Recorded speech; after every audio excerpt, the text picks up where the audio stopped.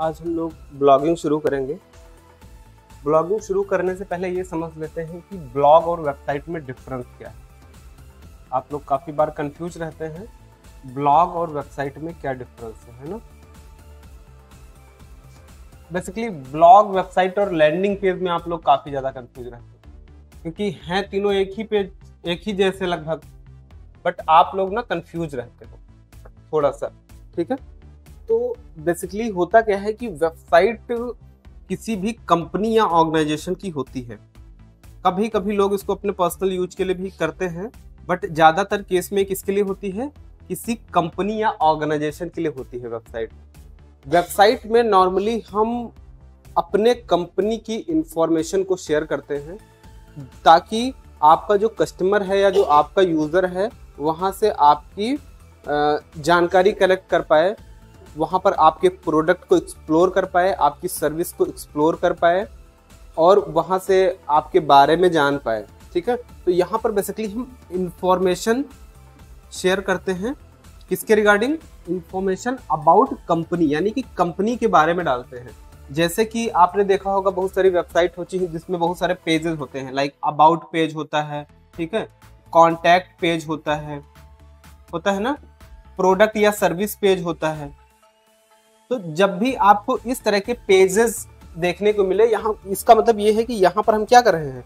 Company की information दे रहे हैं, कंपनी के बारे में, कंपनी का कॉन्टैक्ट एड्रेस, इस कंपनी की क्या क्या सर्विसेज हैं, इस तरह की जानकारी को जब हम शेयर करते हैं तो उसको हम बोलते हैं वेबसाइट, राइट। वेबसाइट में हम किसी भी कंपनी या ऑर्गेनाइजेशन की इंफॉर्मेशन, जैसे कंपनी के बारे में, कंपनी का एड्रेस क्या है, कंपनी के कितने एम्प्लॉयज़ हैं, कंपनी की गैलरीज देखनी है, कंपनी की सर्विसेज या प्रोडक्ट देखने हैं, उस केस में हम लोग वेबसाइट बनाते हैं। डन। लैंडिंग पेज बनाया जाता है किसी पर्टिकुलर प्रोडक्ट या सर्विस का, किसी पर्टिकुलर प्रोडक्ट या सर्विस का। इस बात को समझ रहे हो? इसका मतलब ये है कि जैसे हम अपनी कंपनी में जो सर्विस पेज बनाएंगे, इसमें हम अपने सारे प्रोडक्ट के बारे में डालेंगे कि मेरे पास फला फला प्रोडक्ट है, 10 प्रोडक्ट हैं, 20 प्रोडक्ट हैं, 50 प्रोडक्ट हैं, 100 प्रोडक्ट हैं या 100 तरह की सर्विस है। बट जब हमको पर्टिकुलर एक सर्विस के लिए या एक प्रोडक्ट के लिए हमको उसको डिफाइन करना होता है, जब किसी एक प्रोडक्ट या एक सर्विस को हमें अच्छे से बताना होता है और वहां से हम कोई कन्वर्जन लाना चाहते हैं, उस केस में हम बनाते हैं लैंडिंग पेज। डिफरेंस इतना है कि यहाँ पर हम सिर्फ सिंगल प्रोडक्ट पे फोकस करते हैं। किस पे? Single product. यहाँ पर हम मल्टीपल प्रोडक्ट देते हैं, ठीक। सिंगल प्रोडक्ट यानी कि जैसे मान लो मैं डिजिटल मार्केटिंग के, मेरे पास अलग अलग मॉड्यूल्स के करीब 20 मॉड्यूल है फॉर एग्जांपल, तो मैंने क्या करा, केवल एक पर्टिकुलर मॉड्यूल मेरे को बेचना है। क्या? मेक मनी ऑनलाइन कोर्स बेचना है, तो मैं मेक मनी ऑनलाइन का लैंडिंग पेज बनाऊंगा। बात समझ में आई? अगर मेरे को वेबसाइट में अपने दिखाने हैं कि कौन कौन से कोर्सेज हैं, तो मैं क्या बनाऊंगा? एक वेबसाइट बनाऊंगा और वहां पर सारे कोर्सेज डाल दूंगा। लेकिन मेरे को सिर्फ और सिर्फ मेक मनी ऑनलाइन पर ही फोकस करना है, तो उस केस में हम एक पेज बनाएंगे जिस पेज को हम नाम देंगे लैंडिंग पेज। उसको लैंडिंग पेज क्यों कहा जाता है? क्योंकि यहाँ पर हम कन्वर्जन करते हैं। इसका मेन फोकस क्या होता है लैंडिंग पेज का? कन्वर्जन करना। इसका मतलब ये है कि यहाँ पर ना हम अपने कस्टमर को डिस्ट्रैक्ट नहीं करना चाहते हैं। जैसे आपकी वेबसाइट पर कोई बंदा आएगा ना, तो वो कभी वेबसाइट के अबाउट पेज पर जाएगा, कभी कॉन्टैक्ट पेज पर जाएगा, कभी ये प्रोडक्ट देखेगा, कभी वो प्रोडक्ट देखेगा, कभी कुछ करेगा, कभी कुछ करेगा। बट जब हम लैंडिंग पेज बनाते हैं तो वहां पर हमारा मेन ऑब्जेक्टिव रहता है कन्वर्जन लाना, और उस केस में हम अपने कस्टमर को कोई ऑप्शन ही नहीं देते हैं कहीं जाने का। यानी कि वहां पर हम सिर्फ 2 ऑप्शन देते हैं, या तो हमने जिस पेज के बारे में तुमको बताया, अगर हम बेच रहे हैं तो उसको खरीदो, अगर हम लीड इकट्ठा कर रहे हैं तो अपना लीड दो, नहीं तो पेज को क्लोज करो। बस 2 ही ऑप्शन। समझ आई बात? या तो उस प्रोडक्ट को खरीदो या तो चले जाओ, क्लोज कर दो, और कोई ऑप्शन ही नहीं देते। बट यहाँ पर ना इंसान इधर उधर जाता रहता है। जब आपके पास एक ही ऑप्शन होता है ना, तो या तो करो या मरो वाली नौबत्ती आ जाती है ना। तो लैंडिंग पेज बेसिकली एक करो और मरो का पेज है, जहां पर आपको सिर्फ या तो आप प्रोडक्ट लोगे या तो नहीं लोगे। यहाँ पर आपके पास मल्टीपल ऑप्शन रहते हैं। 2 बातें समझ में आई? उसके बाद बनता है आपका एक ब्लॉग पेज। तो ब्लॉग पेज बेसिकली किसी पर्टिकुलर पर्सन का भी हो सकता है और किसी कंपनी का भी हो सकता है। जो ब्लॉग पेज है वो किसी इंडिविजुअल का भी हो सकता है और किसका हो सकता है, किसी कंपनी का भी हो सकता है, यानी कि किसी ऑर्गेनाइजेशन का भी हो सकता है। लेकिन ब्लॉग पेज किस लिए इस्तेमाल करा जाता है, कंपनी की कोई अपडेट शेयर करने के लिए। किसके लिए, अपडेट। मान लो कि हमने एक नया प्रोडक्ट लॉन्च किया, अब उस नए प्रोडक्ट के बारे में हमें लोगों को बताना है, ठीक है, तो हम क्या करेंगे, एक अपडेट डालेंगे और उस पेज पर या उस पर्टिकुलर आर्टिकल में हम क्या बताएंगे, अपने प्रोडक्ट के बारे में सब कुछ बताएंगे। ये मैंने प्रोडक्ट लॉन्च किया है, इसके क्या बेनिफिट्स हैं, क्या फीचर्स हैं, क्या फीडबैक है ना, कैसे इसको यूज करेंगे, मतलब तरह तरह की चीजें डालेंगे। तो बेसिकली हम इसमें अपडेट्स डालते हैं, नॉलेज शेयरिंग करते हैं, है ना। अपना कुछ भी, जैसे अगर कोई इंडिविजुअल है ना, उसको अगर ब्लॉगिंग करनी है तो वो क्या करेगा, अपने ज्ञान को शेयर करेगा। अपना अगर उसको कोई न्यूज देनी है, कंपनी से रिलेटेड कोई न्यूज देनी है वो करेगा। अगर उसको कोई आर्टिकल लिखना है तो आर्टिकल लिखेगा। अगर उसको कोई रिव्यू डालना है तो वो रिव्यू लिखेगा, ठीक है। तो बेसिकली हम अपनी कंपनी के ही एक मेन्यू में हम एक ब्लॉग पेज बना देते हैं, और ब्लॉग में हम एक नहीं 200-2500, और जब जब हमारी कंपनी में कोई नई अपडेट आती है, कोई नया हमें नॉलेज शेयर करना है, कोई नया आर्टिकल डालना है, कोई नया रिव्यू डालना है, उस केस में हम ब्लॉग पोस्ट डालते हैं। क्या डालते हैं, ब्लॉग पोस्ट डालते हैं। अब देखो, हर एक कंपनी में ना कोई अपडेट्स तो आती ही रहती है, या फिर हम ऐसा कहें जैसे एक न्यूज वेबसाइट है, ठीक है, तो न्यूज वेबसाइट में डेली नई नई न्यूज आती है, डेली नए नए अपडेट आती है। तो बेसिकली न्यूज वेबसाइट ब्लॉगिंग की एक कैटेगरी है। मतलब जो न्यूज वेबसाइट होती है ना, वो क्या होती है, ब्लॉगिंग वेबसाइट की ही एक कैटेगरी होती है, कुछ और नहीं होता, क्योंकि वहां पर डेली अपडेट्स आ रहे हैं, डेली नई नई न्यूज आ रही हैं। तो जब डेली नई नई न्यूज को हम पोस्ट करते हैं तो हम किसके माध्यम से करते हैं, ब्लॉग के माध्यम से करते हैं। इन तीनों बातों में आपको डिफरेंस समझ में आ गया पक्का, अब कंफ्यूज तो कभी नहीं होंगे ब्लॉग में। बेसिकली आज हम वर्डप्रेस को सेटअप करना, थीम को इंस्टॉल करना, प्लगइन्स को इंस्टॉल करना और एक ब्लॉग पोस्ट डालना, कम से कम इतना सीख लेंगे हम लोग, ठीक है। सबसे पहले आपको क्या करना है कि जब भी आप अपना डोमेन सेलेक्ट करने जाएं, तो डोमेन सेलेक्ट करने के लिए आप GoDaddy पर जा सकते हैं। GoDaddy से आपको डोमेन लेना नहीं है, लेना आपको सिर्फ और सिर्फ होस्टिंजर से ही है। डोमेन और होस्टिंग, डोमेन आप कहीं से भी ले सकते हैं, बट मैं आपको होस्टिंजर ही रेकमेंड करूंगा। बाकी आप अगर सर्च के लिए जाएंगे तो आप GoDaddy पर जाइए। GoDaddy आपको बहुत बढ़िया सर्च करके रिजल्ट देता है, ठीक है, कि डोमेन की अवेलेबिलिटी आपको चेक करनी है। तो कल मैंने आपको बताया था कि जब भी आपको परफेक्ट डोमेन सर्च करना है तो उसके लिए आपको कुछ खास बातों का ध्यान रखना है, जैसे कि आपका डोमेन थोड़ा सा शॉर्ट होना चाहिए। डोमेन में आपके अगर कीवर्ड आ जाता है तो बहुत अच्छी बात है। डोमेन का एक्सटेंशन जो आप ले रहे हैं उसका भी खास ध्यान रखना है आपको, ठीक है। तो ये कुछ अगर खास बातों का अगर आप ध्यान रखते हैं, आपको एक परफेक्ट डोमेन मिल जाता है, ठीक है। जब आप GoDaddy पर आएंगे तो GoDaddy पर आने के बाद में यहाँ पर आप कुछ भी सर्च कर सकते हैं। जैसे कि हमें ब्लॉगिंग करना है, तो ब्लॉगिंग के लिए आप ब्लॉगिंग किस निश में करना चाहते हैं, अगर आपने एक अच्छा निश सेलेक्ट कर लिया है, फिर आप यहाँ पर आकर के सर्च कर सकते हैं। जैसे मान लो कि मुझे फॉर एग्जाम्पल डिजिटल मार्केटिंग से रिलेटेड तो मैं नहीं लूँगा, बट चाहूँ तो मैं ले सकता हूँ डिजिटल मार्केटिंग गाइड, या फिर ट्रैवल गाइड करके मैं जरा सर्च करता हूँ। ट्रैवल गाइड, अगर मुझे ट्रैवल से रिलेटेड चीज़ों को डालना है तो यहाँ पर ट्रैवल गाइड मैंने सर्च करा। अब ट्रैवल गाइड आप यहाँ पर देख सकते हो, ये वाला जो डोमेन है वो ऑलरेडी किसी ने ले रखा है। यहाँ पर क्या लिख के आ रहा है, डोमेन टेकन।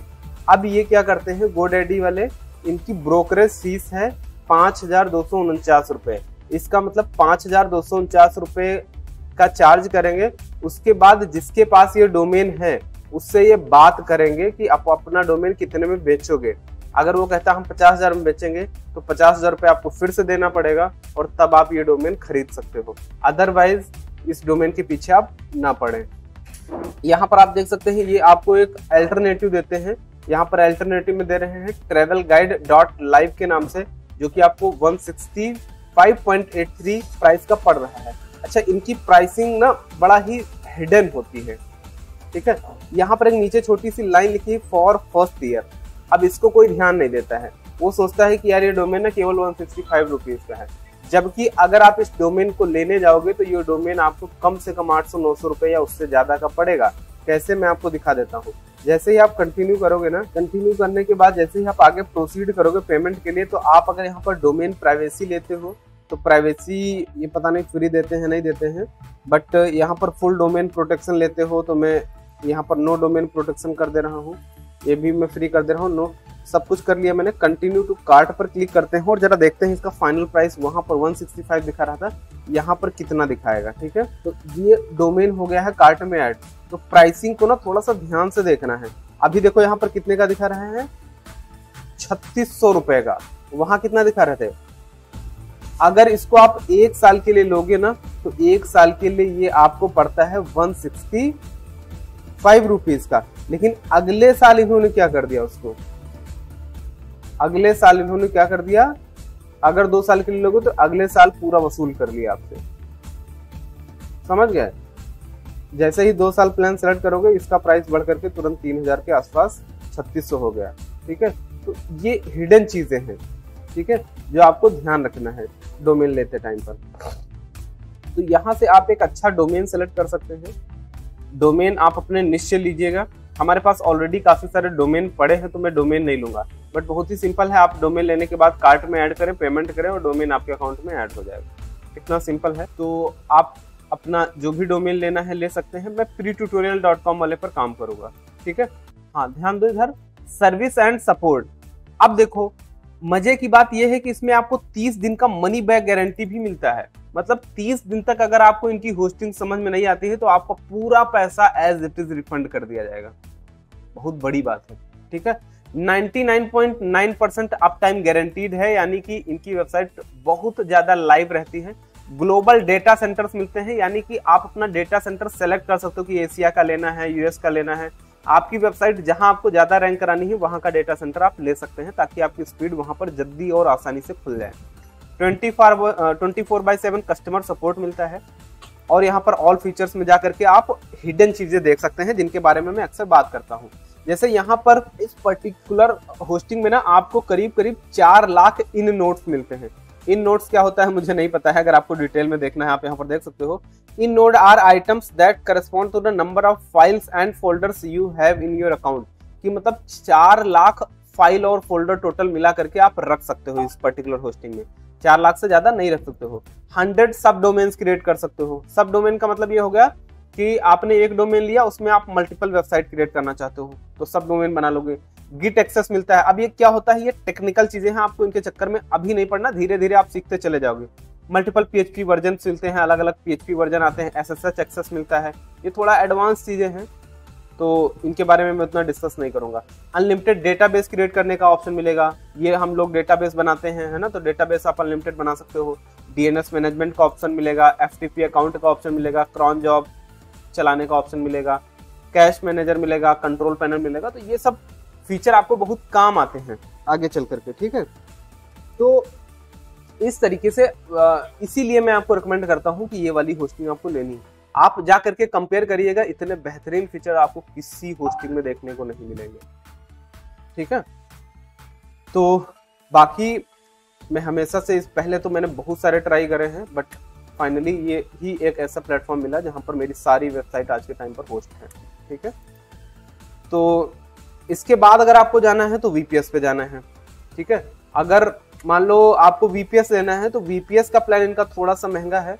VPS के लिए मैं आपको रिकमेंड करूंगा आप कॉन्टेबो पर जा सकते हैं। कॉन्टेबो बहुत अच्छा है इस मामले में। ठीक है, VPS अगर आपको VPS वगैरह लेना है, मतलब अगर आपके पास बहुत ज्यादा ट्रैफिक आ रहा है, जैसे हम लोगों का जो क्लाउड सेंडर और ये सब चीजें चलती है ना, वो VPS पे ही चलती हैं, तो VPS आप इनका ट्राई कर सकते हो। हालांकि इनका VPS थोड़ा सा महंगा है, पहले बहुत ज्यादा महंगा था, अब इन्होंने थोड़ा सा सस्ता कर दिया है, बट अभी भी इनका VPS थोड़ा महंगा है, बट ठीक है, कोई दिक्कत नहीं है ना। तो VPS आपको करीब पड़ेगा मान के चलो 14-15 हजार रुपये 1 साल का, ठीक ठाक VPS। ठीक है, तो VPS भी आप ट्राई कर सकते हो आगे चल करके। ठीक है, बट अभी आपको जो स्टार्टिंग करनी है वो नॉर्मल होस्टिंग से करनी है, राइट। तो इस तरीके से आपको एक अच्छा डोमेन और होस्टिंग सेलेक्ट कर लेना। डोमेन और होस्टिंग सेलेक्ट करने के बाद आप क्या करेंगे, हम ये मान के चलते हैं कि आपने डोमेन और होस्टिंग ले लिया। ठीक है, लेने के लिए आप हमारी टीम से थोड़ा गाइडेंस वगैरह भी ले सकते हो, जिनको भी लेना है। फाइनली मैं क्या करूंगा, जैसे ही आप डोमेन होस्टिंग ले लोगे तो डोमेन होस्टिंग लेने के बाद आपको इसमें लॉगिन करना है। मैं यहाँ पर लॉगिन विद गूगल कर ले रहा हूँ अपने होस्टिंजर अकाउंट में, और यहाँ पर मैं अपना ईमेल आईडी सेलेक्ट कर लूंगा। यहाँ पर आपको होस्टिंजर ग्लोबल का ऑप्शन मिलता है। यहाँ पर एक मेरे से गलती हुई थी जो आपको नहीं करनी है। होस्टिंजर के दो हैं पैनल, एक है hostinger.in और एक है hostinger.com, ठीक है।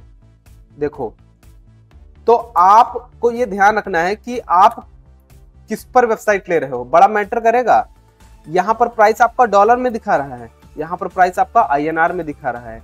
इंडियन होस्टिंग थोड़ी सस्ती भी है और ये वाली होस्टिंग थोड़ी महंगी है, ठीक है। और यहाँ के जो डेटा सेंटर्स हैं वो आपके हैं यूएस में, और IN वाले डेटा सेंटर्स हैं इंडिया में। तो आपको IN पे जाके ही अकाउंट बनाना है, ये गलती मत कर देना, ठीक है।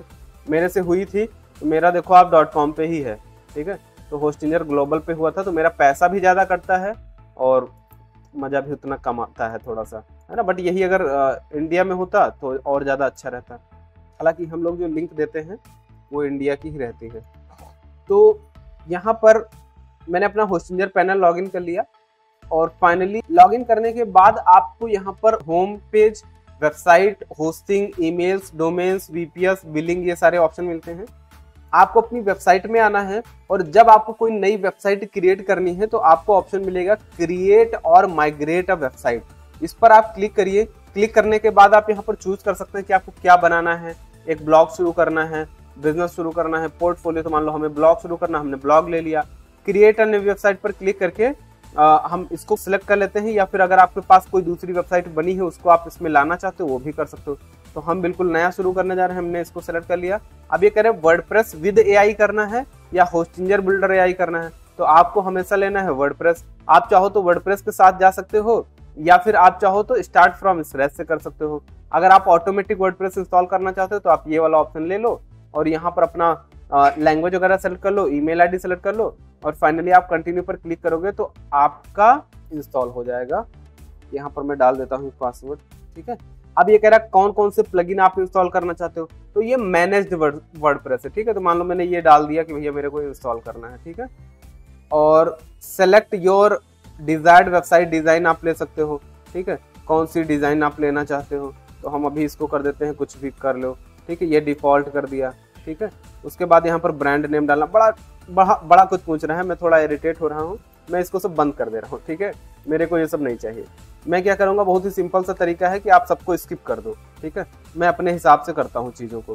क्या करना है आपको, अगेन वेबसाइट पर आना है। वेबसाइट पर आने के बाद क्रिएट अ माइग्रेट वेबसाइट पर क्लिक करना है। इसको हम कर देंगे स्किप, इसको भी कर देंगे स्किप, सब स्किप करते चले जाओ। और यहाँ पर हम फाइनली अपना डोमेन सेलेक्ट करेंगे कि किस डोमेन पर हमको वेबसाइट को चलानी है। तो जो आपके पास डोमेन खाली पड़ा होगा, जैसे यहाँ पर बल्क वर्ड्स 24 पड़ा है, इस पर हम क्या कर सकते हैं, सेलेक्ट कर सकते हैं। और सेलेक्ट करने के बाद अपनी चीज़ों को यहाँ पर व्यू योर वेबसाइट पर क्लिक करके हम इसको वेबसाइट को विजिट कर सकते हैं। अभी देखो ये वेबसाइट ऐसी दिख रही है, ठीक है। तो आपको क्या करना है, अपने मैनेजर पर आ जाना है, H पैनल पर। फाइनली जब आप अपने डोमेन को सेलेक्ट करके आगे आएंगे, प्रोसीड करेंगे ना, तो आप इस इंटरफेस पर आएंगे। यहाँ पर तो बहुत सारे लोग आ जाते हैं आसानी से। अब इस इंटरफेस पर जब आप आते हैं ना, तो यहाँ पर आपको आपकी वेबसाइट ओपन करने का ऑप्शन मिलता है। बिजनेस वेब होस्टिंग, ये हमारी बिजनेस क्लास वाली है, थोड़ा ये महंगी आती है, तो ये बिजनेस वेब होस्टिंग है। डोमेन आपको यहाँ पर दिखेगा जो आपका है, तो ये हमारा डोमेन है। फ्री ईमेल आपको मिलता है, बैकअप मिलता है, डेली बैकअप, क्योंकि हमने थोड़ा अच्छा वाला प्लान लिया था।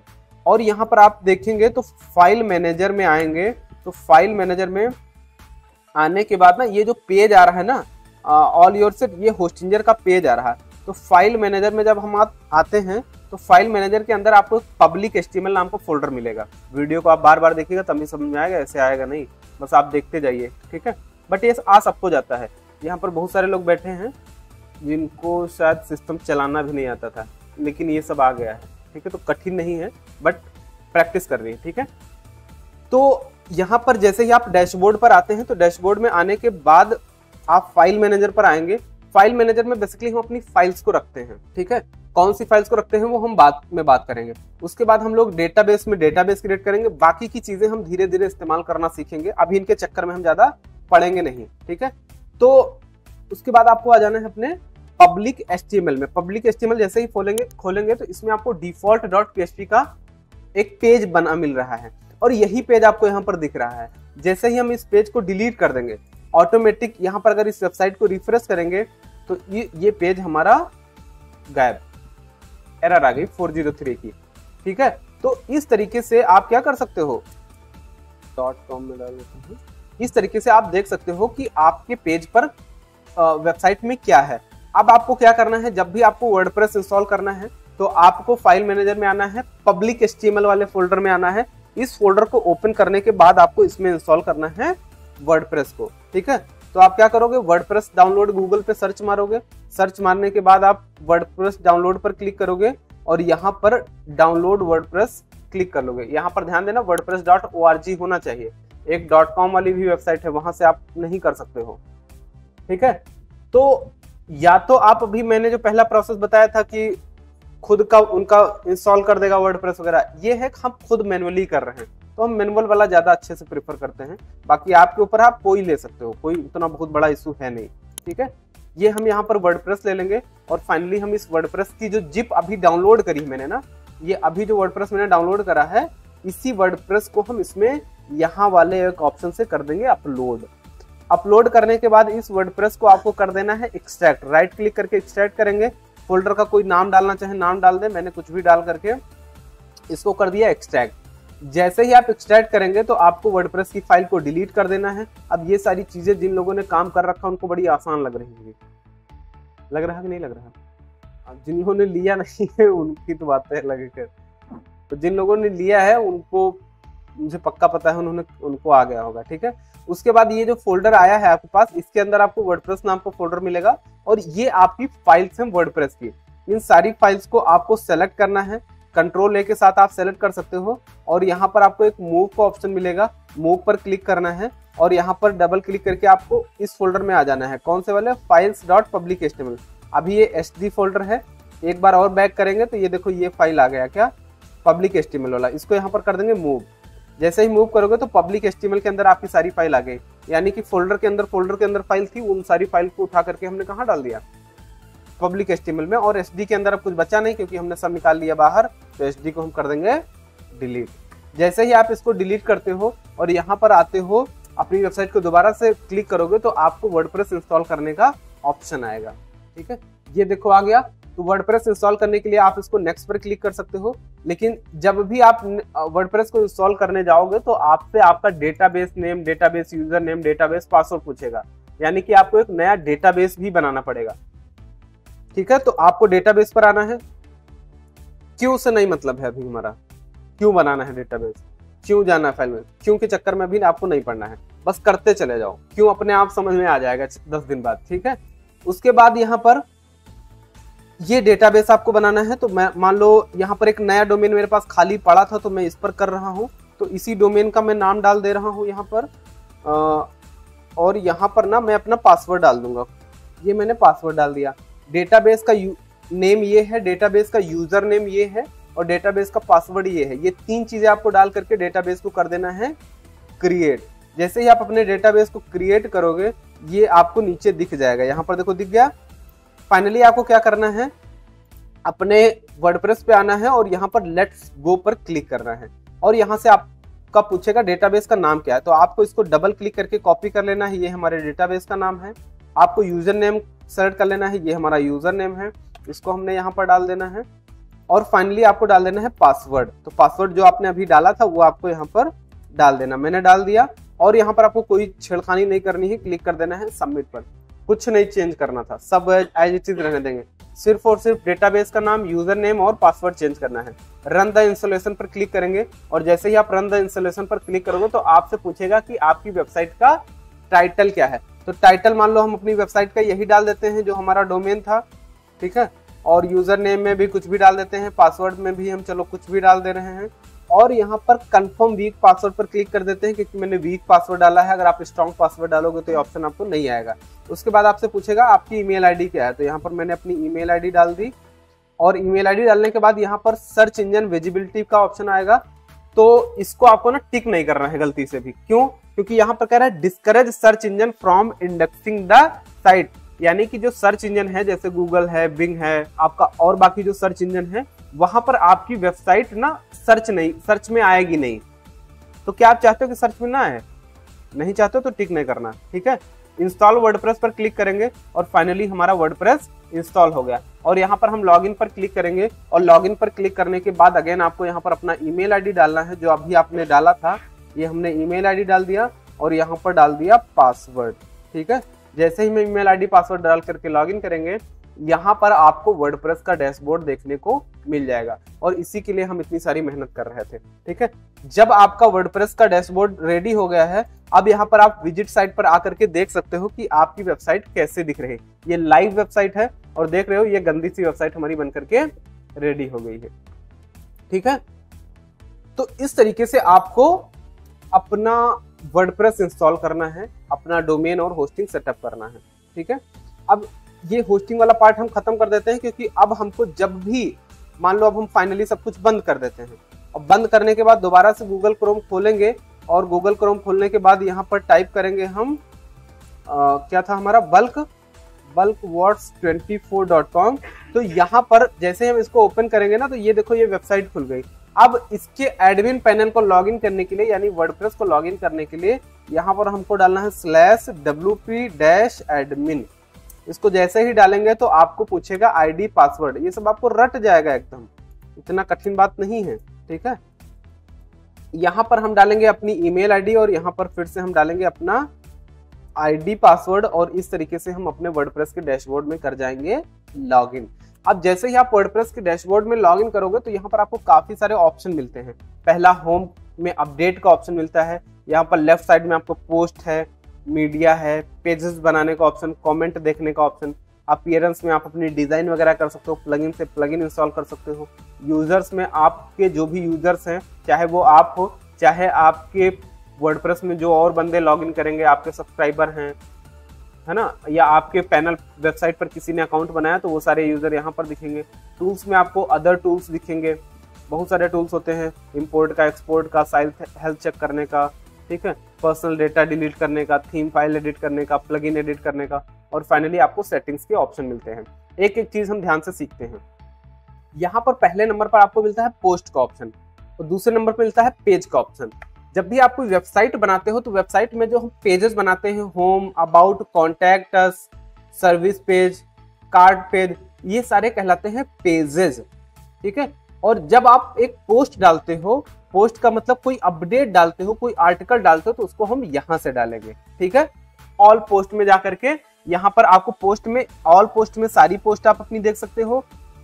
ऐड एक बार मैं आपको दिखा देता हूं। जैसे ही मैंने पोस्ट पर क्लिक करा, ऑल पोस्ट पर क्लिक करा, तो यहाँ पर एक पोस्ट हमारी बनी पड़ी हुई है हेलो वर्ल्ड के नाम से।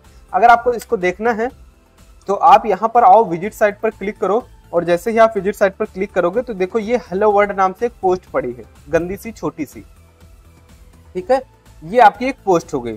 देन उसके बाद में आप यहाँ पर ऐड न्यू पर क्लिक करके नई पोस्ट को ऐड कर सकते हो और सेम आप यहाँ पर भी ऐड न्यू का ऑप्शन मिलता है, यहाँ से भी आप एक पोस्ट को ऐड कर सकते हो।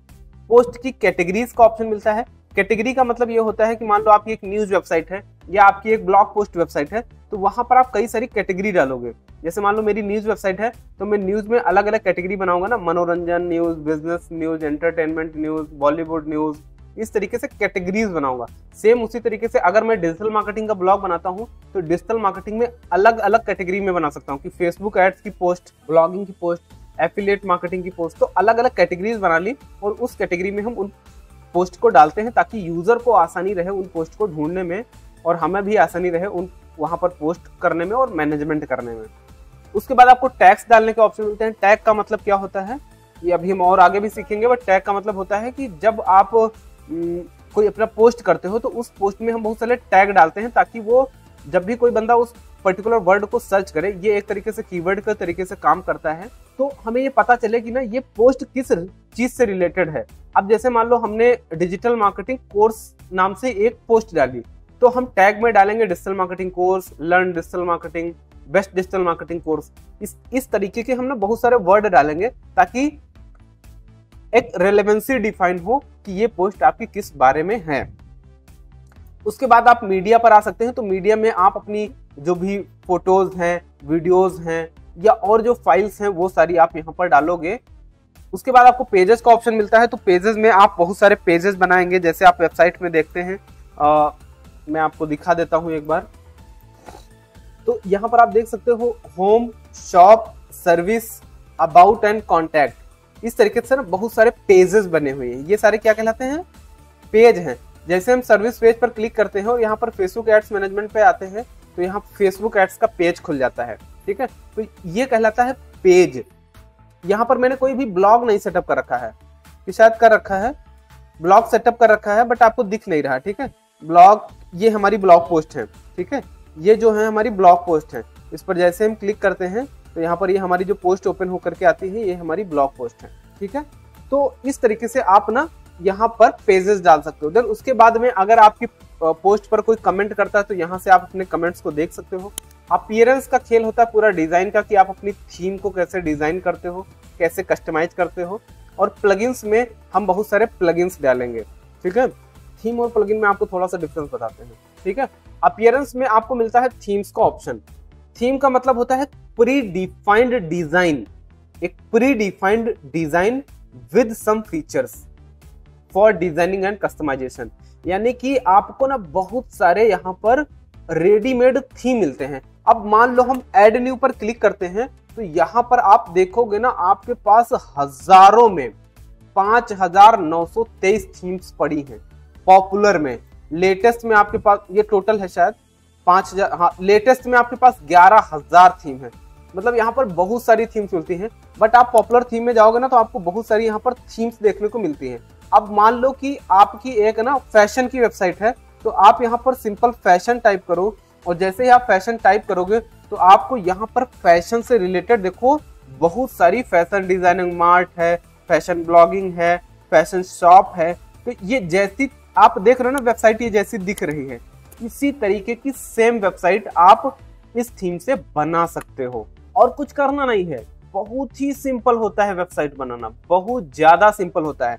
ये जो जितनी वेबसाइट्स आप देख रहे हो ये रेडीमेड, आप जैसे ही इसको इंस्टॉल करोगे, इंस्टॉल करने के बाद सेम टू सेम चीजें आप ऐसी की ऐसी बना पाओगे। तो जो डिजाइन आपको पसंद आती है, जैसे यहाँ पर देखो ये एक डिजाइन है ना, कुछ फ्लिपकार्ट के जैसा दिख रहा है, फैशन का ही है। ऐसे आपको ना हर कैटेगरी में मिलेगा।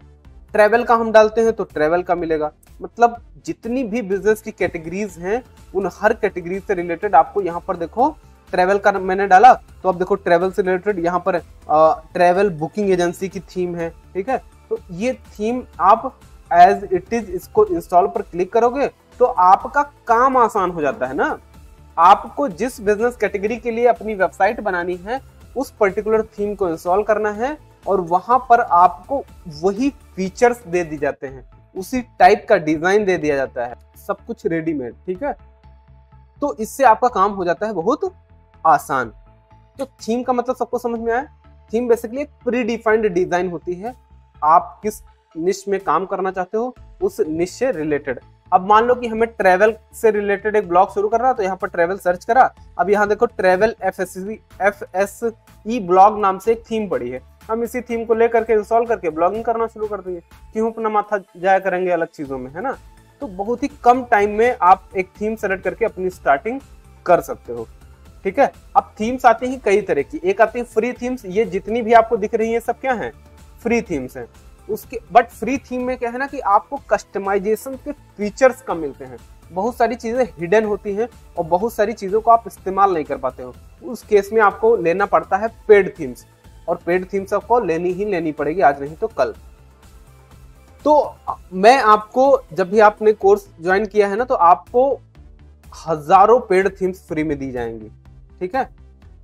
अच्छा, दूसरा क्या आप काम कर सकते हो कि अगर आपको पेड थीम्स लेनी है तो आपको आ जाना है थीम फॉरेस्ट पर, ठीक है। थीम फॉरेस्ट एक वेबसाइट है जहां पर आपको वर्डप्रेस की प्रीमियम टेम्पलेट्स, थीम्स, एलिमेंट्स और बहुत सारी चीजें देखने को मिलती हैं। तो अगर आप पेड थीम्स लेना चाहते हो, वर्डप्रेस की थीम या ई कॉमर्स के टेम्पलेट्स लेना चाहते हो, साइट टेम्पलेट लेना चाहते हो, तो यहाँ पर आप आ करके ले सकते हो, ठीक है। तो यहाँ पर वर्डप्रेस थीम में आएंगे। वर्डप्रेस थीम में आने के बाद देखो यहाँ पर अगेन आप कैटेगरीज वगैरह हैं, आप देख सकते हो कि कौन सी आपको थीम लेनी है। तो मान लो ना मैं यहाँ पर सर्च कर लेता हूँ ट्रैवल, क्योंकि मैं ट्रैवल की बात अभी कर रहा हूँ। तो यहाँ पर मैंने ट्रैवल ले लिया। अब यहाँ पर देख सकते हो ना $69 की, $69 की ये थीम है।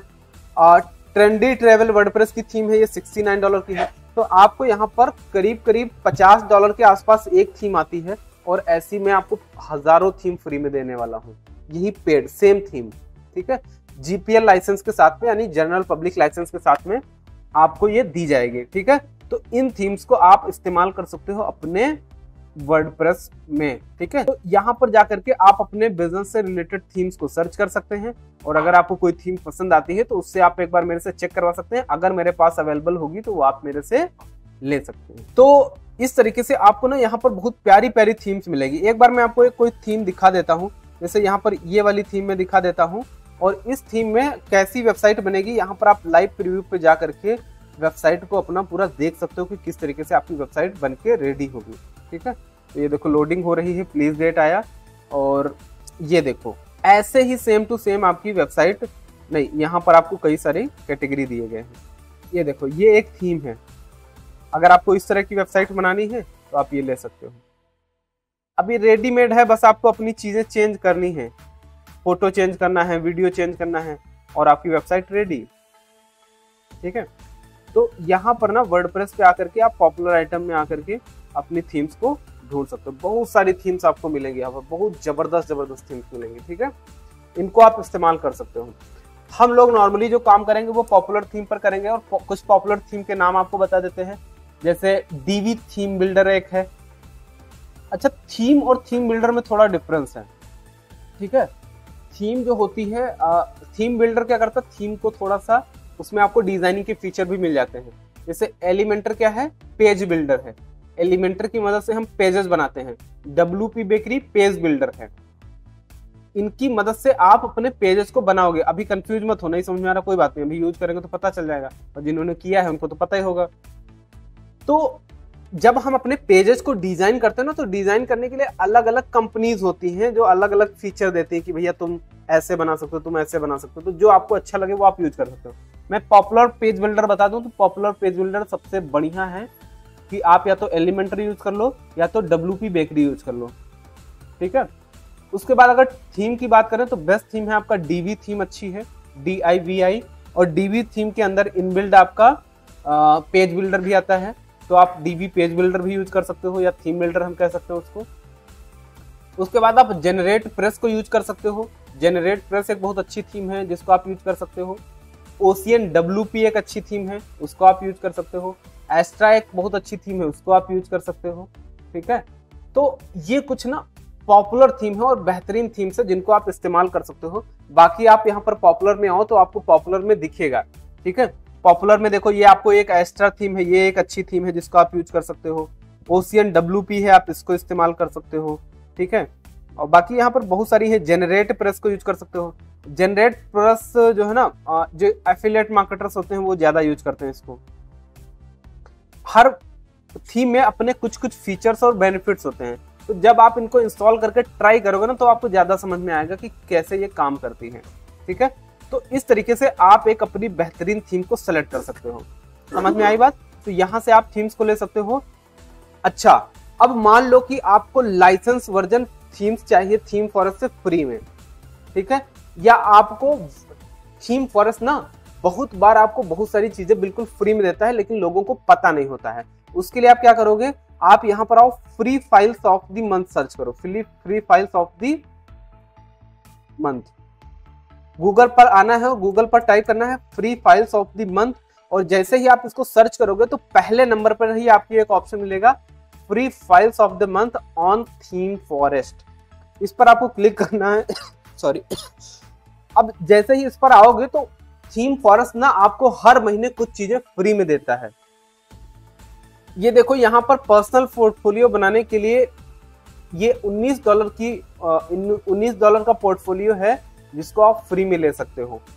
अर्बन प्रोमो ये पता नहीं क्या है, बट आप इसको देख सकते हो कि ये है क्या। ये शायद कोई VFX टाइप का कुछ होगा, डिजाइन वगैरह है जिसको आप अपना वीडियो वगैरह में यूज करते हो 4K वीडियोस में। तो ये बने बनाए प्री डिफाइंड प्लान है। उसके बाद क्रिएटिविटी से रिलेटेड यहाँ पर देखो बैनर है, ठीक है, फॉरेस्ट बैकग्राउंड है, ठीक है, कभी फोटो है, म्यूजिक है, वर्डप्रेस की थीम्स हैं, प्लगइन्स हैं। ऐसी चीजें ना आपको वर्डप्रेस हर महीने फ्री में देता है। इस महीने इसने ये चीजें फ्री में दी हैं, अगले महीने कुछ और फ्री में देगा। तो ये सारी चीजें आप हर महीने थीम फॉरेस्ट में जा करके अकाउंट बना लो और इंस्टॉल करते जाओ, फिर बाद में जब आपको जरूरत पड़े तो आप इस्तेमाल कर लो।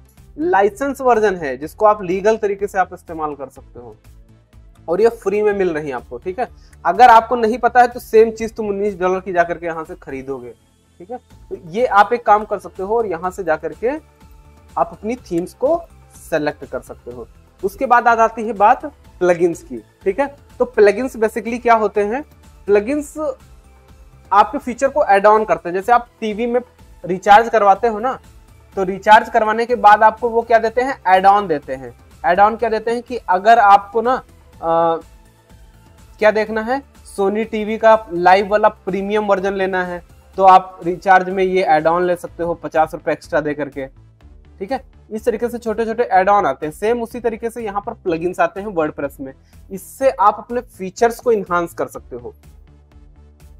वर्डप्रेस की कैपेबिलिटीज को और ज्यादा इंप्रूव कर सकते हो। आपको कोई नया फीचर चाहिए, आपको अपने वेबसाइट में स्पीड बढ़ानी है, कैश क्लियर करना है, सिक्योरिटी बढ़ानी है, कोई नया फीचर की जैसे ही जरूरत पड़ेगी तुरंत आप कहाँ पे आओगे?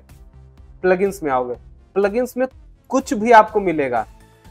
आपको एसईओ करना है तो एसईओ से रिलेटेड प्लगइन मिलेंगे। यहाँ पर अगर आप ऐड न्यू पर जाते हो तो ऐड न्यू पर क्लिक करने के बाद आप यहाँ पर देख सकते हो, आपको पॉपुलर में मैं आपको दिखा देता हूँ कितने सारे प्लगइन्स मिलते हैं, हजारों प्लगइन। जैसे आपको फॉर्म बनाना है तो फॉर्म के लिए आपको प्लगइन डालना पड़ेगा, ऐसे आप फॉर्म नहीं बना सकते हो। आपको एलिमेंटर पेज बिल्डर बनाना है, मतलब पेज के फीचर्स की डिजाइन को अगर आप बढ़ाना चाहते हो तो उसके लिए आप एलिमेंटर डाल सकते हो। अगर आपको अपनी वेबसाइट का एसईओ करना है तो यहाँ पर रेडीमेड योस्ट एसईओ प्लगइन पड़ा है। अच्छा, इनसे क्या हुआ कि इन प्री डिफाइंड थीम्स और प्लगइन्स की मदद से आपका काम हो गया आसान। जिनको कोडिंग आती है तो नहीं आती है तो वो सारे फीचर को यूज कर सकते हैं। अब अगर यही कॉन्टैक्ट फॉर्म आपको कोडिंग से बनाना हो ना, तो आपको पूरी कोडिंग HTML सीखो, CSS सीखो, जावास्क्रिप्ट सीखो, तब जाकर के आप ये काम कर पाओगे।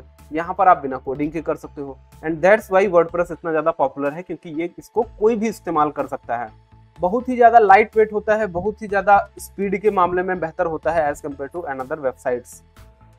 आपको फ्री में यहाँ पर ये सारे फ्री प्लगइन्स है। योस्ट एसईओ आप यूज कर सकते हो, क्लासिक एडिटर है, कॉमर्स। अगर आपको ई कॉमर्स की फीचर चाहिए, जैसे आप चाहते हो कि आपके वेबसाइट में ना ई कॉमर्स, जैसे फ्लिपकार्ट जैसी वेबसाइट में या अमेजोन जैसी वेबसाइट में कार्ट में ऐड करना, प्रोडक्ट बनाना, प्रोडक्ट के जितने फीचर्स होते हैं वो सब के सब ऑटोमेटिक आ जाए, तो आप वर्डप्रेस प्लगइन इंस्टॉल करो, आपको सब फीचर आ जाएंगे। प्रोडक्ट ऐड करने का फीचर आ जाएगा, ठीक है, और कार्ट में ऐड करने का फीचर आ जाएगा, कैसे प्रोडक्ट बाई करेगा, सब कुछ फीचर रेडीमेड यहाँ पर आ जाएंगे जैसे ही आप इसको इंस्टॉल करोगे। WP फॉर्म है, SSL को इम्प्रूव करने का है, सिक्योरिटी बढ़ाने का है, कैश क्लियर करने का है। अगर आप गूगल एनालिटिक्स वगैरह या सर्च कंट्रोल या एडसेंस या स्पीड वगैरह को मॉनिटर करना चाहते हो, इम्प्रूव करना चाहते हो, कनेक्ट करना चाहते हो, तो उसके लिए आप साइट किट डाल सकते हो। अप ड्राफ्ट है आपका बैकअप वगैरह के लिए, ठीक है। वर्डप्रेस इंपोर्टर है, SMTP सेटअप करना है। तो जैसे जैसे आप मतलब एक एक्सपर्ट बनते जाओगे और इन सब चीजों को सीखते जाओगे ना, तो वैसे वैसे आपको इन चीजों के बारे में आइडिया लगता जाएगा, कैसे क्या होता है, सब कुछ पता होता जाएगा। और बहुत आसान और मजेदार चीज है, इतना मजा आता है कि मैं बता नहीं सकता हूँ। कि आप जब वेबसाइट बनाने जाते हो और कोई नई तरह की वेबसाइट बनाते हो, ठीक है, बहुत मजा आती है नई नई चीजों को सीखने में। तो कुल मिलाकर के यहाँ पर जितने भी प्लगइन्स आपके पड़े हैं, इन सारी प्लगइन्स मतलब इसमें जिन जिन प्लगइन्स की आपको जरूरत है उनको आप इंस्टॉल कर सकते हो। लेकिन इससे आपको एक बात ध्यान रखनी है कि आप ना कभी ओवरलोड मत कर देना अपनी वेबसाइट को। काफी बार होता है कि ना हम अपनी फीचर बढ़ाने के लिए हम क्या करते हैं, ये भी प्लगइन डाल लें, ये भी प्लगइन डाल लें। फिर वैसा होता है जैसे मोबाइल में आपके रैम है 2 GB और आपने ऐप डाल लिए 500, तो मोबाइल क्या करेगा, हैंग करेगा। सेम उसी तरीके से आपकी यहाँ पर वेबसाइट स्लो हो जाएगी। तो आप ऐसा ना करें कि पता चला जरूरत का प्लगइन नहीं है फिर भी तुम डाले पड़े हो। जितना जरूरत है उतनी ही थीम्स डालो, उतना ही प्लगइन डालो, ताकि आपकी वेबसाइट का मतलब जो स्पेस है वो बढ़े ना, वेबसाइट हैवी ना हो। नहीं तो आपकी वेबसाइट लोडिंग में थोड़ा सा दिक्कत करेगी, ठीक है। इतनी बात सबको क्लियर हुई। एक चीज यहाँ पर और देख लो, अब हम बनाने जा रहे हैं एक ब्लॉगिंग वेबसाइट, ठीक है। तो हम क्या करेंगे, कुछ पॉपुलर ब्लॉगिंग वेबसाइट को जरा सर्च करते हैं। जैसे कि सर्च करने के लिए हम क्या कर देते हैं, चलो यहाँ पर सर्च कर लेते हैं डिजिटल मार्केटिंग और डिजिटल मार्केटिंग सर्च करा, तो जैसे ही डिजिटल मार्केटिंग सर्च करा तो डिजिटल मार्केटिंग से रिलेटेड ना काफी सारे लोगों ने ब्लॉग्स लिख रखे हैं। तो मैं ना किसी वर्डप्रेस वाले बंदे के ब्लॉग पर जाने की कोशिश करता हूँ। जैसे यहाँ पर एक ये वेबसाइट है, ठीक है, एक ये वेबसाइट है, और जैसे ही मैं यहाँ पर टेक टारगेट नाम की वेबसाइट है, इनकी वेबसाइट पर आया, तो इनकी वेबसाइट पर जैसे ही मैं आया तो यहाँ पर मुझे नहीं पता है कि ये वेबसाइट किस टेक्नोलॉजी पर बनी है, वर्डप्रेस पर बनी है, PHP पर बनी है, .NET पर बनी है, मुझे कुछ नहीं आइडिया है। मैं क्या करूंगा, मैं एक प्लगइन इंस्टॉल कर सकता हूँ, सॉरी एक्सटेंशन इंस्टॉल कर सकता हूँ, वेपलाइजर। ठीक है, वेपलाइजर एक एक्सटेंशन है जिसकी मदद से आप क्या कर सकते हो, किसी भी वेबसाइट की टेक्नोलॉजी को देख सकते हो। वेपलाइजर पर आपको जाना है, इसका एक क्रोम एक्सटेंशन भी आता है। क्रोम एक्सटेंशन के लिए आपको क्या करना है, यहाँ पर ना या तो इनकी वेबसाइट पर आओ, और वेबसाइट पर आने के बाद ये वाली वेबसाइट का URL कॉपी करके, और कॉपी करने के बाद यहाँ पर उस वेबसाइट को डाल दो। जैसे ही आप डालोगे ना, तो इस वेबसाइट में यूज होने वाली एक एक टेक्नोलॉजी को आप देख सकते हो। ठीक है, टेक्नोलॉजी लुकअप पे आपको क्लिक करना है। जैसे ही आप टेक्नोलॉजी लुकअप पे क्लिक करोगे तो यहाँ पर आपको ये साइन अप करने को बोलेगा।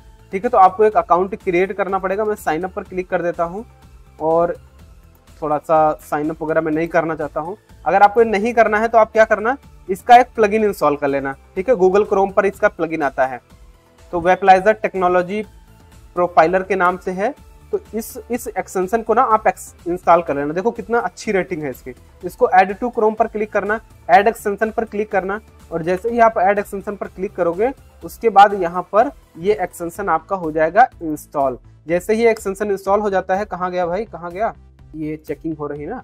जैसे ही ये इंस्टॉल हो जाएगा, और ये आप सबको इंस्टॉल कर ही लेना क्योंकि काफी ज्यादा आपको हेल्पफुल है एक्सटेंशन।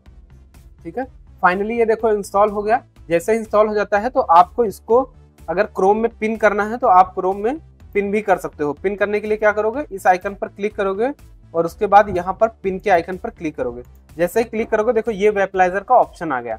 अब आपको क्या करना है, अपनी वेबसाइट सर्च करनी है। मान लो मैंने ये वेबसाइट ओपन करी, और वेबसाइट ओपन करने के बाद मैं इस पर्टिकुलर वेबसाइट पर गया, और इस वेबसाइट पर जाने के बाद यहाँ पर टेक्नोलॉजीज, यहाँ पर देखो 16 टेक्नोलॉजीज आपको दिखा दिया। अब किन किन चीजों का ये इस्तेमाल कर रहे हैं हर एक चीज आपको दिखेगी। एनालिटिक्स के लिए इन्होंने हॉटजार का इस्तेमाल करा है, चार्टबीट का इस्तेमाल करा है, गूगल एनालिटिक्स और क्लाउडफ्लेयर ब्राउजर इनसाइट का इस्तेमाल किया है। जावा स्क्रिप्ट में इन्होंने किन किन चीजों का इस्तेमाल किया है। सिक्योरिटी के लिए इन्होंने रिकैप्चा और क्लाउडफ्लेयर का बॉट मैनेजमेंट इस्तेमाल करा है।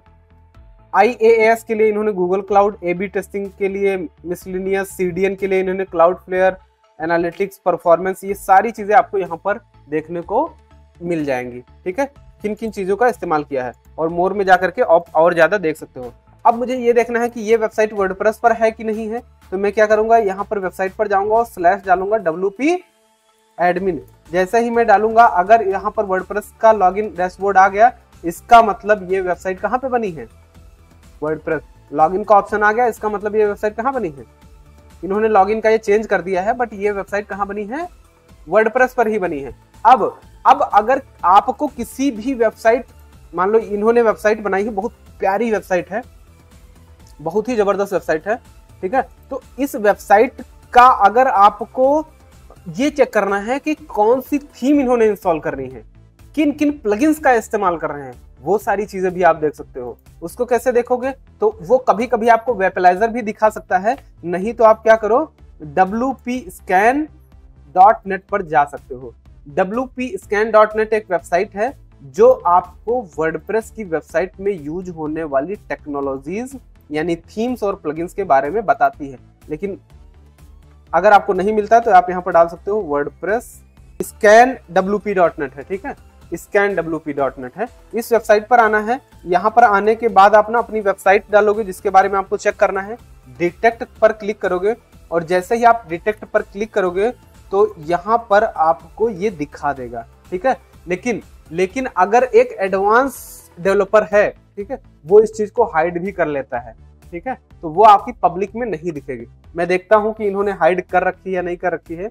देखो, हाइड नहीं कर रखी है। यहाँ पर आप इनकी थीम देख सकते हो, क्या है, टेक टारगेट। ठीक है, टेक टारगेट इनकी थीम है, और किन किन प्लगइन्स का इस्तेमाल करा है इन्होंने, तो यहाँ पर इनके प्लगइन्स भी देख सकते हो।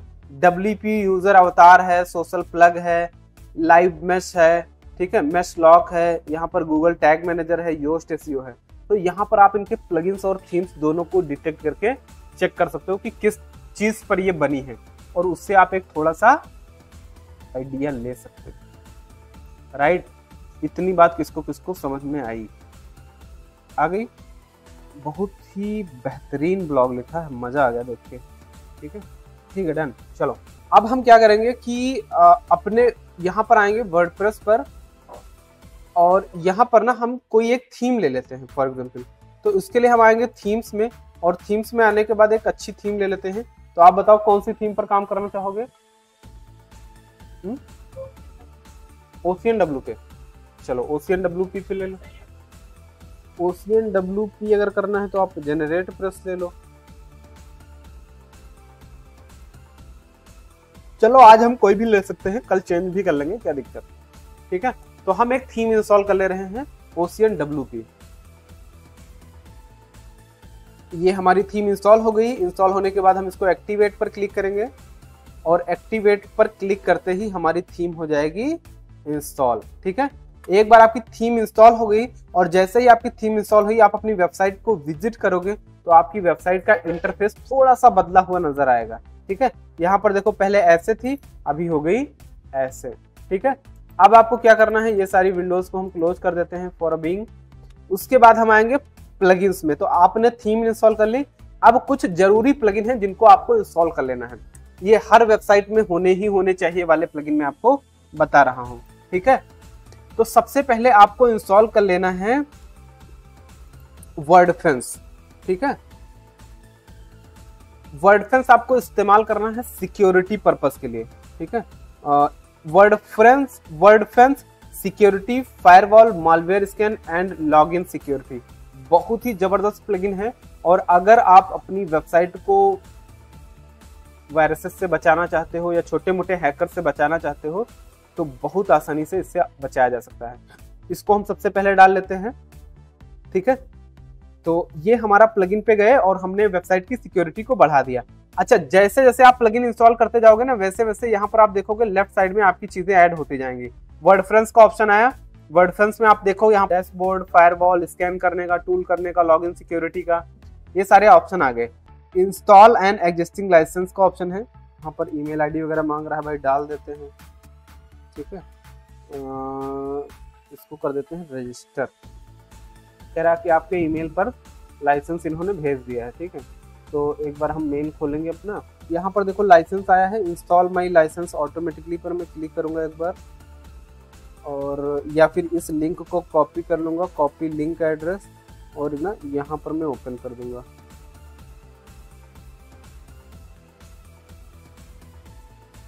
ठीक है, तो देखो ये हमारा लाइसेंस की ऑटोमेटिक आ गया। इंस्टॉल लाइसेंस पर क्लिक करना है, और जैसे ही आप इंस्टॉल लाइसेंस पर क्लिक करोगे वर्डप्रेस का फ्री प्लान आपके इसमें एक्टिवेट हो जाएगा। Done, free license installed. इस तरीके से आप वर्डप्रेस को इंस्टॉल कर सकते हो। इंस्टॉल करने के बाद आपको इसमें कुछ खास नहीं करना है। WordPress terms and service UK, ये हमें इससे कोई लेना देना नहीं है। सब कुछ हो गया सेट। ठीक है, आपको डैशबोर्ड में आ जाना है। यहाँ पर एक बार हम कॉन्फ़िगर कर देते हैं, देखें क्या क्या ऑप्शन आ रहा है। और कॉन्फ़िगर करने के लिए ये कह रहा है आपसे htaccess डाउनलोड कर लो, कर लेते हैं। कंटिन्यू पर क्लिक करेंगे और इसको एक बार ना कॉन्फ़िगर कर देते हैं। इंस्टॉलेशन सक्सेसफुल हो गया, क्लोज पर क्लिक करेंगे। यहाँ पर आप अपनी फायरवॉल सिक्योरिटी, फायरवॉल रूल और ये सारी चीज़ें देख सकते हो। हमको ज़्यादा उतना ज़रूरत है नहीं, तो हम इसको एज इट इज़ छोड़ देते हैं। कुल मिला करके आप इसको इंस्टॉल कर लोगे, बस इतना ही करना है। बाकी ये सारी चीज़ें ऑटोमेटिक अपनी मेन चीज़ों को कर देता है। ठीक है, इसको डन हो गया। उसके बाद अगला प्लगइन आपको जो करना है वो करना है एंटी स्पैम बी। ठीक है, ये क्यों करना है एंटी स्पैम बी? ये आपको इसलिए इस्तेमाल करना है क्योंकि जब आप अभी ब्लॉगिंग करोगे ना तो आपको बहुत सारे फेक कमेंट आएंगे, बहुत फेक कमेंट आएंगे। तो कोई भी आपको फेक कमेंट ना करे, उसकी सुरक्षा के लिए आप इसको इस्तेमाल करोगे। एंटी स्पैम बी ये आपका बहुत ज़्यादा इफेक्टिव है, मैंने खुद इसको ट्राई करा है। अगर आप जो स्पैमी कमेंट होते हैं बॉट के थ्रू भेजे जाते हैं उनको अवॉइड करना चाहते हो तो आप इसको जरूर इंस्टॉल कर लीजिएगा। हर ब्लॉगर के पास ये प्लगइन होना चाहिए अगर आप कमेंट्स को ब्लॉक नहीं तो आप देखोगे ना डेली 2-2 तो 300-300 कमेंट आएंगे फेक वाले, और जैसे जितने ज़्यादा कमेंट आएंगे उतने ज़्यादा आपकी वेबसाइट पर लोड बढ़ेगा, स्पीड कम होगी, साथ ही साथ आपका यूजर डिस्ट्रैक्ट होगा, बहुत प्रॉब्लम होगी। तो आप फेक कमेंट बिल्कुल मत अलाउ करना, और उसके लिए आप इस प्लगइन को जरूर से डालना, ठीक है। उसके बाद हमको जरूरत पड़ेगी एक एसईओ प्लगइन की। तो एसईओ के लिए आप योस्ट एसईओ डाल सकते हो या फिर रैंक मैथ डाल सकते हो। रवि कौन सा डाल लिया जाए, बढ़िया कौन सा रहेगा? रैंक मैथ इस टाइम पर ज्यादा चला, चलो भाई रैंक मैथ कर लेते हैं, ठीक है। तो यहाँ पर जैसे ही आप रैंक सर्च करोगे तो यहाँ पर रैंक मैथ एसईओ, इसको आप कर लो इंस्टॉल। वैसे एसईओ के बहुत सारे प्लगइन आते हैं, जैसे ऑल इन वन एसईओ है, आपका योस्ट एसईओ है, रैंक मैथ इस टाइम पर अच्छा चल रहा है तो आप लोग रैंक मैथ डाल सकते हो। ये मैंने डाल दिया। अब कैसे यूज करना है वो हम सीखेंगे बाद में, अभी हम बस जस्ट जो हमारे लिए हेल्पफुल प्लगइन्स हैं उनको हम कर लेते हैं इंस्टॉल। कनेक्ट योर अकाउंट पर क्लिक करना है, और कनेक्ट योर अकाउंट पर क्लिक करने के बाद आप लॉग इन विद गूगल या वर्डप्रेस, जो भी आपको करना है आप कर लो। नहीं, हमको लॉग इन विद गूगल करना, wordpress.com पर हमारी वेबसाइट नहीं बनी है। उसके बाद एक ऑप्शन आपको और आता है use your email ID password, तो मैं ये वाला कर लेता हूँ, ठीक है। एक्टिवेट नाउ पर क्लिक करेंगे और यहाँ पर आप एडवांस ही ले लेना, सेटअप विजार्ड पर क्लिक करेंगे और इसको हम अभी सेटअप नहीं करेंगे, ठीक है। यहाँ पर पर्सनल ब्लॉग वगैरह पूछ रहा, हम बोल देंगे इसको रिटर्न टू डैशबोर्ड। अभी जस्ट हमने प्लगइन को इंस्टॉल करा है, बाकी सेटअप हम करेंगे बाद में, ठीक है। जैसे ही आपने रैंक मैथ डाला, यहाँ पर आपको content AI, analytics, general setting, title Meta, site map, बहुत सारे फीचर्स देखने को मिलेंगे। अभी हम इनको करेंगे स्किप, जब हम काम करेंगे आगे तब सीखेंगे, ठीक है। अब आ जाते हैं हम प्लगइन्स में फिर से। और कौन सा प्लगइन आपके लिए जरूरी है? हाँ, आपको चाहिए क्लासिक एडिटर एंड विजेट्स, ठीक है। ब्लॉगिंग के लिए आउट ऑफ ट्रेंड होगा तो हम उसको अवॉइड करेंगे इस बार, ठीक है। लास्ट टाइम पर हमने किया था बट इस बार नहीं करेंगे। और कौन सा प्लगइन हमें जरूरत पड़ेगी? एसईओ का हो गया, सिक्योरिटी का हो गया, और हाँ, गूगल साइट किट आपको बहुत ज्यादा जरूरत पड़ेगी, ठीक है। गूगल साइट किट एक बार हम लोग इंस्टॉल कर लेंगे। ये सब हम आपको आज दिखा रहे हैं बल्क वर्ड्स 24 पर, लेकिन कल हम आपको इस पर दिखाएंगे करके, ठीक है। आज हम इस पर कर दे रहे हैं। साइट किट आपको जरूर डालना है, तो यहाँ पर डाल लो साइट किट। हाँ, जैसे ही गूगल सर्च करोगे यहाँ पर साइट किट बाय गूगल, ये आपको इंस्टॉल कर लेना है, क्योंकि आपको एनालिटिक्स करनी है, सर्च कंसोल देखना पड़ेगा, एडसेंस वगैरह लगाना, स्पीड मॉनिटर करना, ये सब जरूरत पड़ेगी आपको। तो इसके लिए आप कर लो साइट किट इंस्टॉल। ये ऐसे प्लगइन मैं आपको बता रहा हूँ कि कोई भी वेबसाइट बनाओगे, अभी उन्हीं को मैं इंस्टॉल कर रहा हूँ, सब में ये चाहिए ही चाहिए। एक बार हम पॉपुलर में आते हैं, देख लेते हैं कोई और प्लगइन तो नहीं छूट रहा है। कॉन्टैक्ट फॉर्म अभी हम नहीं लेंगे, जब जरूरत पड़ेगी तब ले लेंगे। एसईओ हमने ले लिया, वो कॉमर्स में लेना नहीं है, ये नहीं लेना है। रियली सिंपल एसएसएल अभी जरूरत नहीं है। कैश के लिए एक प्लगइन आपको जरूर लेना है। हाँ, कैशिंग के लिए, अपनी वेबसाइट की स्पीड को बढ़ाने के लिए आप एक बेहतरीन कैश प्लगइन जरूर डालें, ठीक है। वैसे आपको जब आप होस्टिंजर की होस्टिंग लेते हैं ना, तो होस्टिंजर खुद से एक लाइट स्पीड कैश के नाम से इनका प्लगइन आता है, उसको आप डाल सकते हो, ठीक है। लाइट स्पीड कैश के नाम से आता है बाई होस्टिंजर, ठीक है, उसको डाल सकते हो। नहीं तो मैं जो यूज करता हूँ ना, यहाँ पर मैं सर्च करता हूँ जरा कैश। जब आप कैश डालोगे ना, तो कैश में देखो लाइट स्पीड कैश आता है, उसके बाद W3 टोटल कैश आता है, ये भी ठीक है। WP फास्टर कैश भी ठीक है, ये सारे ठीक हैं, बट मैं पर्सनली रिकमेंड करूंगा WP ऑप्टिमाइज को आप डाल सकते हैं, ठीक है। ये मुझे थोड़ा ज़्यादा ठीक लगता है, तो आप इसको डाल सकते हो, नहीं तो इसको भी डाल सकते हो। इसमें कुछ हमें एक्स्ट्रा फीचर मिल जाते हैं, हाँ, इसलिए मैंने इसको यूज करा है, ठीक है। इससे आप अपनी वेबसाइट की स्पीड को बढ़ा सकते हो, एसईओ को इम्प्रूव कर सकते हो, डेटाबेस वगैरह क्लीन कर सकते हो, बहुत सारे फीचर्स मिलेंगे। तो ये एक प्लगइन है जिसको आपको इंस्टॉल कर लेना। आप इसमें से कोई भी कर सकते हो, बट मुझे ये ज़्यादा पसंद है तो मैं इसको ही करूँगा, ठीक। ये वेबसाइट की स्पीड बढ़ाने के लिए है। चलो, ये मेरी एक गंदी सी ठीक ठाक वेबसाइट बन के रेडी हो गई है। और अब ना, ये जो हमारी वेबसाइट बनी है, आपको टाइम टू टाइम अपनी वेबसाइट की मॉनिटरिंग करनी है कि आपकी वेबसाइट में कोई इशू तो नहीं है। इशू को चेक करने के लिए आपको आना है GT मैट्रिक्स पर। कहाँ पे आना है? GT मैट्रिक्स पर। GT मैट्रिक्स एक वेबसाइट है जो वेबसाइट की परफॉर्मेंस, स्पीड और अगर कोई कमी होगी तो वो सारी चीज़ों को बताएगा। जैसे यहाँ पर इस वेबसाइट को हम ओपन करते हैं, जैसे हम इसको ओपन करेंगे, टेस्ट योर वेबसाइट पर क्लिक करेंगे तो यहाँ पर हमारी वेबसाइट को ये पूरा टेस्ट करके बताएगा कि आपकी वेबसाइट की स्पीड क्या है, कितनी देर में ओपन हो रही है और क्या क्या प्रॉब्लम्स हैं। उन प्रॉब्लम को बाद में आप सही कर सकते हो, ठीक है। वैसे आपकी वेबसाइट की स्पीड का स्कोर जो है 90 प्लस होना चाहिए। ये आपको पूरा एक स्कोर कार्ड देगी, ठीक है। 90 प्लस होना चाहिए। अगर 90 प्लस है तो बहुत अच्छी बात मानी जाएगी, ठीक है। यहाँ पर देखो एनालाइज कर रहा है और फाइनली ये हमको एक अभी रिपोर्ट देगा पूरी। और इस रिपोर्ट में हमारी परफॉर्मेंस कितनी आ रही है? 71% स्ट्रक्चर ठीक है। परफॉर्मेंस में थोड़ा सा इशू आ रहा है। क्या इशू आ रहा है? ये यहाँ पर इशू दिया है स्पीड इंडेक्सिंग का है। तो यहाँ पर मैंने क्या करूँगा, जो अभी प्लगइन डाला है ना मैंने, कौन सा, जैसे ही इस प्लगइन को मैं सही तरीके से इंस्टॉल करूँगा, और ये जो है जो WP ऑप्टिमाइज प्लगइन है ये यही रेकमेंड करता है। मतलब आप यहाँ पर जाओगे ना, एक मिनट, कहाँ पर, स्ट्रक्चर में, तो यहाँ पर दिखा रहा है कि देखो reduce initial server response time. Server का रिस्पॉन्स टाइम आपका बहुत ज़्यादा टाइम ले रहा है। इसको सॉल्व करने के लिए क्या कर सकते हो, तो यहाँ पर आपको एक प्रॉपर गाइडेंस भी देगा कि इसके लिए आप क्या कर सकते हो। यहाँ पर इसने बोला है कि आप अगर WP रॉकेट को इंस्टॉल कर लो ना, ठीक है, WP रॉकेट को अगर आप इंस्टॉल कर लोगे तो आपका काम बन जाएगा, ठीक है। ये ऐसा बोल रहा है, ठीक है, इसने रेकमेंड करी, तो प्रॉपर आपको रिकमेंडेशन भी देगा। तो चलो WP रॉकेट को कर लेते हैं, उसके बाद दोबारा से GT मैट्रिक्स पे आकर के वेबसाइट की स्पीड को टेस्ट करेंगे, ठीक है। तो यहाँ पर हम डालेंगे WP रॉकेट। WP रॉकेट यही है ना? ये नहीं है यार, पेड है ना। तो मैं ना आपको, अगर पेड है तो मैं आपको ग्रुप में दे दूंगा, ठीक है। WP रॉकेट पेड है और मुझे पक्का पता है कि जैसे ही हम इसको करेंगे इसकी स्पीड बढ़ जाएगी। मैं आपको करके दिखा ही देता हूँ और ग्रुप में दे भी देता हूँ। WP रॉकेट पेड प्लगइन है, करीब $50 का है, तो मैं इसका पेड वर्जन आपको दे देता हूँ, ठीक है। चलो यहाँ पर देखो, मैंने ये प्लगइन आपको ग्रुप में डाल दिया है, आप सभी लोग इससे यूज कर लीजिएगा। मैं क्या करूँगा, प्लगइन में आऊँगा, ठीक है। प्लगइन में आने के बाद ऐड न्यू पर क्लिक करूँगा और जो प्लगइन मैंने अभी डाउनलोड किया है उस प्लगइन को अपलोड करूँगा। तो प्लगइन एक तो यहाँ से आप इंस्टॉल कर सकते हो, लेकिन अगर आप कोई प्लगइन बाहर से डाउनलोड करते हो तो आपको अपलोड प्लगइन पर आना पड़ेगा, चूज फाइल पर क्लिक करना पड़ेगा और चूज फाइल के बाद यहाँ पर आप इसको कर सकते हो ओपन एंड इंस्टॉल नाउ।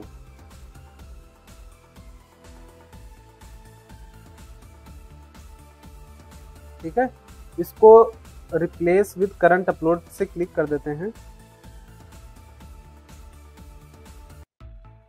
यहाँ पर हम करेंगे इसको इंस्टॉल नाउ, ठीक है। एंड इंस्टॉल करने के बाद हम इसको एक्टिवेट कर लेंगे।